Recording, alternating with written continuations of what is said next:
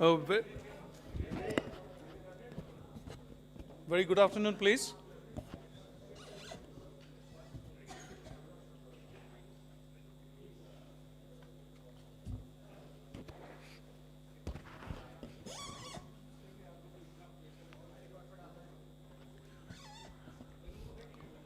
Very good afternoon to everyone.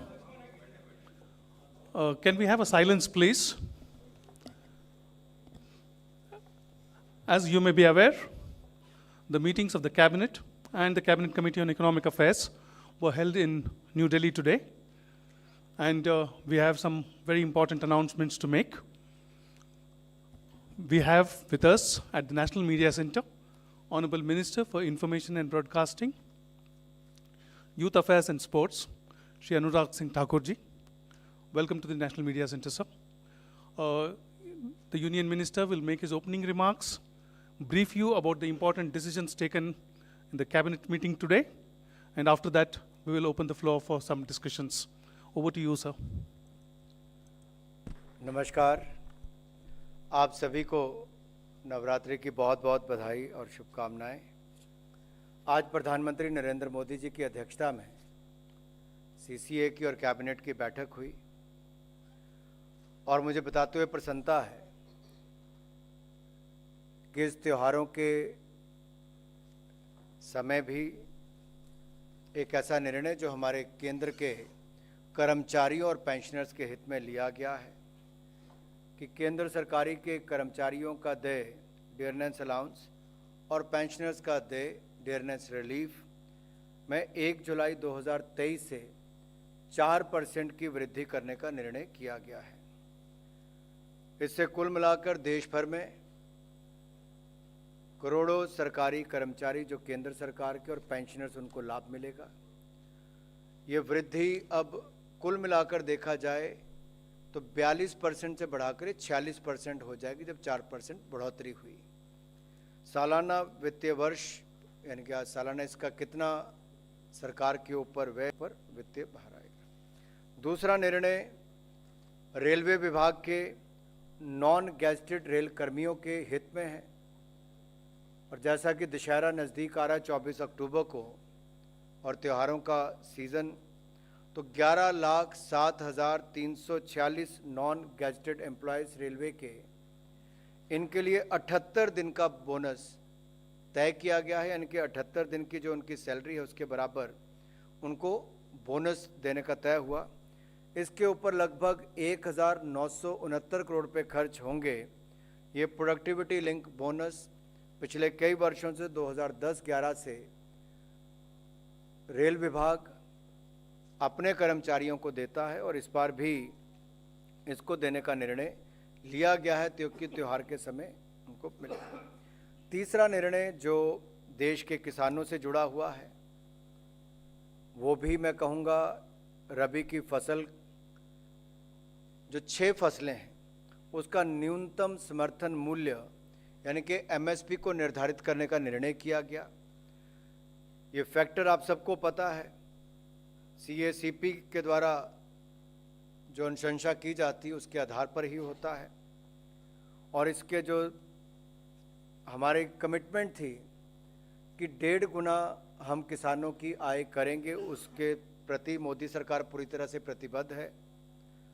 और अगर ये 6 फसलों का एक एक करके मैं आपको बताऊं तो पिछले वर्ष की तुलना में ये एमएसपी ज़्यादा है और तिलहन और सरसों में जो एमएसपी है उसको 200 रुपये प्रति क्विंटल की वृद्धि की गई है।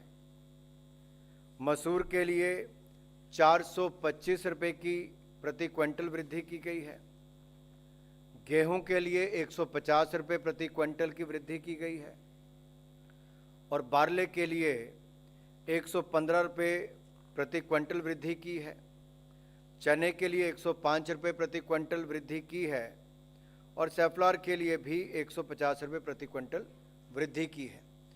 ये चार्ट शायद आपको और बेहतर बता सकें अगर आप देखेंगे कि कहाँ हम थे 2014 में और आज 2023-24 में हम कहाँ पहुँचे हैं। ये आंकड़े अपने आप में बहुत कुछ कहते हैं कि मोदी सरकार की प्रतिबद्धता किसान की आमदन को 1.5 गुना करने के लिए और उसमें भी रबी की फसलों के लिए 6 फसलों के लिए एमएसपी आज घोषित किया जा रहा है और ये एफसीआई के द्वारा राज्य की एजेंसियों के माध्यम से ही किया जाएगा। अगर आप कुल मिलाकर पिछले कुछ वर्षों में देखें तो भारत सरकार ने क्रॉप डाइवर्सिफिकेशन की ओर काफ़ी बल दिया है ताकि ऑयल सीड हो, पल्सेस हो, मिलेट्स हो, यानी कि मोटा अनाज, दलहन, तिलहन, इसकी पैदावार देश में ज़्यादा हो और हमारे किसानों को भी इससे ज़्यादा आय के साधन मिल सकें और हमारी डिपेंडेंस जो है वो इंपोर्ट पर कम हो और आत्मनिर्भरता की ओर भारत और बढ़ सके। इसके अलावा हमने नेशनल फूड सिक्योरिटी मिशन हो, प्रधानमंत्री किसान सिंचाई योजना हो, प्रधानमंत्री किसान सम्मान योजना हो, national mission on oil seed and palms, ये सारे बहुत सारे ऐसे प्रोग्राम्स हमने शुरू किए जिसके कारण फसल पैदावार में भी बहुत हमें सफलता मिली और फूड ग्रेन प्रोडक्शन जो है, फसल की पैदावार जो है वो भी 31% बढ़ी है पिछले 8 वर्षों में। 251.54 से बढ़कर 330.54 मिलियन टन्स ये भारत की अनाज की पैदावार हुई है और पल्सेस की भी देखें तो 27.5 मिलियन टन ये पैदावार हुई है। ऑयल सीड्स की 41 मिलियन टन हुई है। हालांकि भारत दुनिया का सबसे बड़े पल्सेस उत्पादन में से एक है, लेकिन उसके बावजूद हमें बाहर से इंपोर्ट करना पड़ता है, इसलिए क्रॉप डाइवर्सिफिकेशन के लिए ऊपर बहुत बल दिया है और इसमें लगातार सफलता मिल रही है। चौथा निर्णय जो है वो लद्दाख रीजन से है, लेकिन वो प्रधानमंत्री नरेंद्र मोदी जी की एक कमिटमेंट रिन्यूएबल एनर्जी के प्रति और दुनिया भर के सामने हमने जो लक्ष्य रखा था उसे हमने समय से पहले पूरा किया है। आपको याद होगा 15 अगस्त 2020 को प्रधानमंत्री मोदी जी ने लाल किले के प्राचीर से लद्दाख में 7.5 गीगावाट का सोलर पार्क स्थापित करने की घोषणा की थी और ministry of power and renewable energy ने उस दिशा में 13 गीगावाट की रिन्यूएबल एनर्जी की क्षमता विकसित करने का एक प्लान बनाया। आज का जो निर्णय है कि जब वो सोलर पावर प्लांट बनेंगे, रिन्यूएबल एनर्जी से जुड़े हुए जितने भी वहाँ पे क्षमता खड़ी होती है, उसके लिए इवैक्यूएशन यानी कि ट्रांसमिशन लाइन बहुत इंपॉर्टेंट है। तो लद्दाख से लेके मेन ग्रिड तक लाने के लिए 5 गीगावाट की कैपेसिटी की लाइन उसको आज अनुमति दी गई है और उसकी अनुमोदित लागत 20,773 करोड़ रुपये है। 20,773.70 करोड़ रुपये 5 गीगावाट की कैपेसिटी लाइन की लागत होगी। लद्दाख से हरियाणा के कैथल तक आएगी। ये लाइन लद्दाख से हिमाचल प्रदेश, पंजाब, हरियाणा जैसे राज्यों से होकर आएगी और इसे नेशनल ग्रिड के साथ जोड़ दिया जाएगा। इस परियोजना का 40% यानी कि कुल लागत का 40% 8,309.48 करोड़ रुपया सेंट्रल ग्रांट से उपलब्ध होगा और बाकी पावर ग्रिड 60% अरेंज करेगा। इस प्रोजेक्ट को अगले 7 वर्षों में पूर्ण कर लिया जाएगा। इसमें न केवल लद्दाख बल्कि अन्य क्षेत्रों में भी रोजगार, स्वरोजगार की बहुत सारी संभावनाएं खड़ी होंगी और भारत ने जो अपना 500 गीगावाट का रिन्यूएबल एनर्जी का लक्ष्य 2030 का रखा है, हम उसको भी समय से पहले पूरा करेंगे और 13 गीगावाट की क्षमता उस दिशा में भी हमारा योगदान, एक बड़ा उसका योगदान होगा। ये 4 निर्णय मैंने आप सबके सामने रखे हैं। अब हम कुछ प्रश्न लेंगे।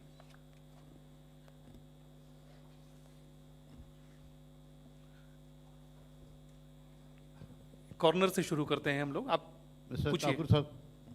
Just introduce yourself and please ask the question. Anurag Venkatraman from Dinamalar.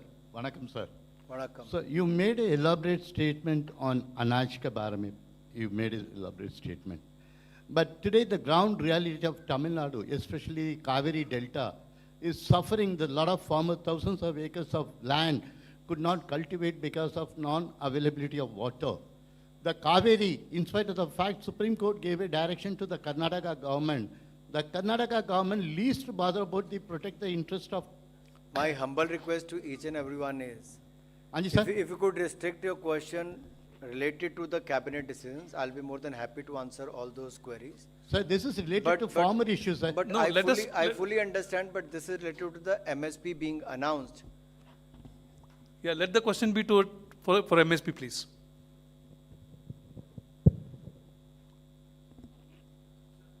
Ji. Yes, please, go ahead. Tarun? Sir Tarun from Zee Business sir sir वैसे तो ये एक अच्छा डिसीजन है कि किसानों के लिए कि एमएसपी को पिछले साल से फिर एक बार बढ़ा दिया गया है, लेकिन सर कंज्यूमर पे एक बहार पड़ता हुआ दिखाई देगा क्योंकि सर फूड इन्फ्लेशन ऑलरेडी एक हाई एंड ट्रेजेक्ट्री में है, तो सर उसको कैसे देख रहे हैं अगर आप? आपको लगता है अभी कि हाल ही के आंकड़े देखेंगे तो स्थिति बहुत स्पष्ट करता है, और दुनिया भर के साथ तुलना करके देखेंगे तो दुनिया भर में इस बात की चर्चा है कि भारत ने किस तरह से कोविड के समय भी और कोविड के बाद भी किस तरह से महंगाई पर नियंत्रण भी रखा, भारत सरकार के किन कदमों के कारण सफलता मिली है।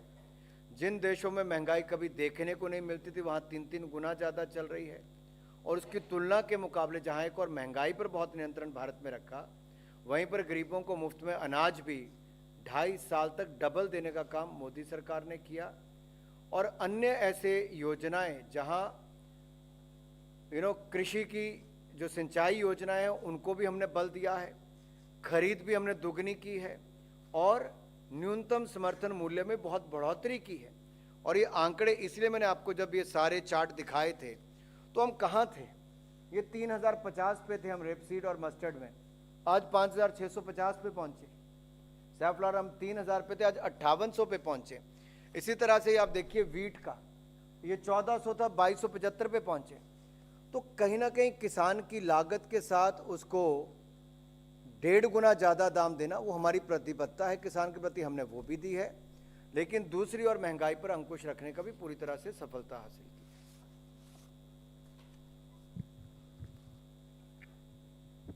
हेलो सर, नमस्कार सर। ये एमएसपी कमेटी को लेकर भी आपको इंट्रोड्यूस करिए फिर क्वेश्चन सर, पूछिए मैं please. Pradeep Kumar, total news से। अनुराग जी, मेरा सवाल ये है कि एमएसपी कमेटी को लेकर काफ़ी मांग हो रही थी, क्या इसको लेकर भी आने वाले समय में या इसको लेकर कोई डिसीजन? देखिए, commission for agriculture cost and prices CACP, उसके द्वारा ये अनुशंसा की जाती है, और वो सारी बारीकियों में गहराई में जाने के बाद ये निर्णय करती है, और उसके बाद कैबिनेट ने उस पर निर्णय लिया है। और कमीशन के द्वारा जो MSP के ये निर्धारण में उत्पादन लागत की सबसे महत्वपूर्ण फैक्टर उसके रूप में भी लिया गया। तो स्वामीनाथन कमेटी की जो रिपोर्ट थी जिसको पूर्व की सरकारों ने लागू नहीं किया, वो मोदी सरकार ने लागू किया था, उसके बाद ही निर्णय किए जाते हैं। Any other questions, please? बहुत धन्यवाद। Okay.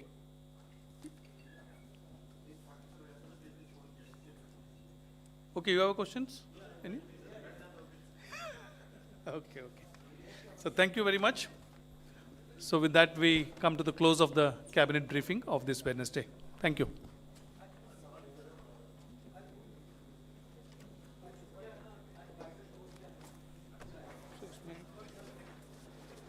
Regional का lineup कर दिया है सब पूरा, coverage वगैरह।